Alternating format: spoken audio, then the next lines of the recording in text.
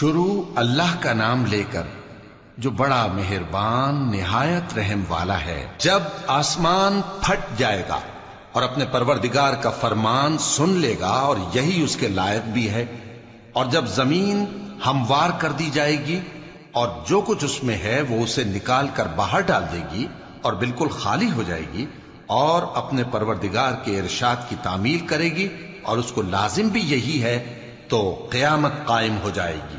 اے انسان، تو اپنے پروردگار کی طرف پہنچنے تک خوب تکلیف اٹھاتا ہے، پھر تو اس سے جا ملے گا۔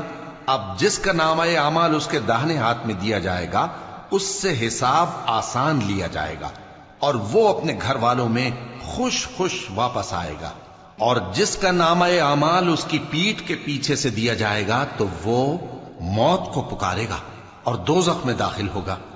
وہ اپنے اہل و عیال ہی میں مگن رہتا تھا، وہ تو خیال کرتا تھا کہ اللہ کی طرف لوٹ کر نہ جائے گا، کیوں نہیں؟ اس کا پروردگار تو اس کو دیکھ رہا تھا۔ سو میں شام کی سرخی کی قسم کھاتا ہوں اور رات کی اور جن چیزوں کو وہ اکٹھا کر لیتی ہے ان کی، اور چاند کی جب وہ پورا ہو جائے کہ تم لوگ درجہ بدرجہ ضرور چڑھو گے۔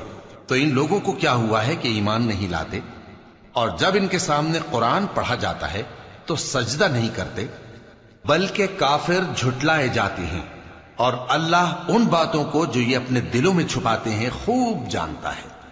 تو ان کو دکھ دینے والے عذاب کی خبر سنا دو۔ ہاں، جو لوگ ایمان لائے اور نیک عمل کرتے رہے ان کے لیے بے انتہا اجر ہے۔